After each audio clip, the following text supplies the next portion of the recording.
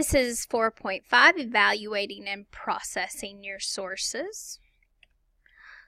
A journal article written for an academic audience for the purpose of expanding scholarship in a given field will take an approach quite differently from a magazine feature written to inform a general audience.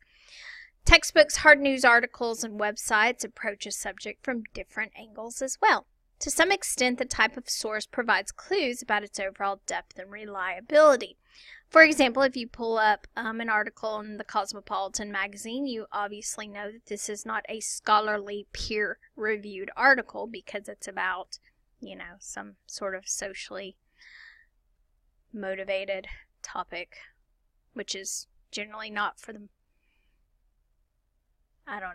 for the masses. It's quite horrific, some of those articles. We have different types of sources, different categories of sources, and we are going to concern ourselves with high-quality sources. High-quality sources provide the most in-depth information. They are written and reviewed by subject matter experts. These are also called scholarly sources. For example, books published by university presses, articles in scholarly journals. Here's a title: A Journal for the Interdisciplinary Study of Literature. That is an academic scholarly journal. The Smithsonian Magazine, government documents, anything .gov, those are generally, they are scholarly sources, so you can use those.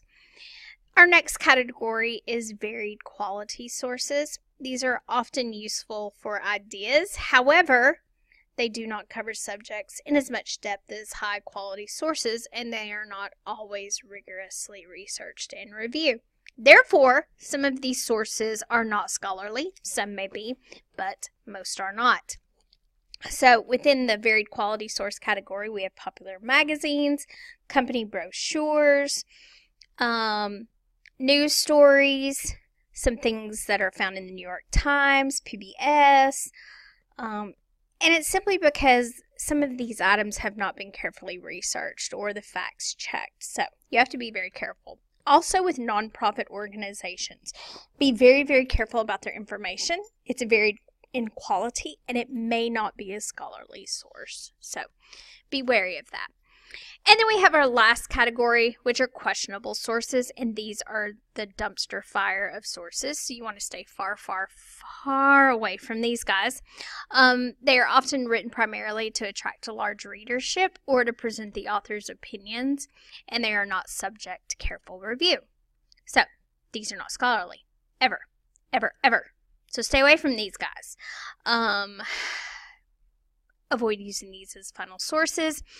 A few examples of these questionable sources are loosely regulated or unregulated media content, such as internet discussion boards, blogs, free online encyclopedias. Now, if it's Webster's or if it's Encyclopedia Britannica, those are reputable and those are scholarly sources, but those sort of generic off-brand encyclopedias, just stay away from those.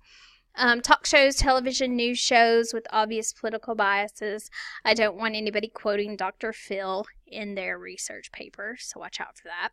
Personal websites, chat rooms, all of these questionable sources, so just steer clear. Also, it's important to think about bias whenever you consult a source.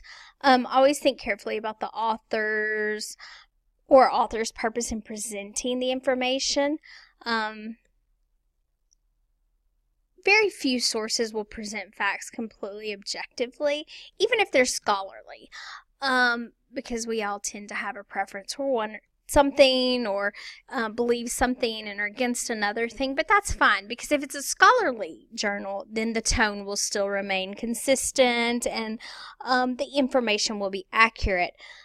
But you have to really watch bias, and bias gives you a lot of clues to whether, if you have one of those questionable sources, one of those sources, the varied quality that you're not sure about, look for a heavy bias with perhaps a sort of sarcastic tone or a lower tone.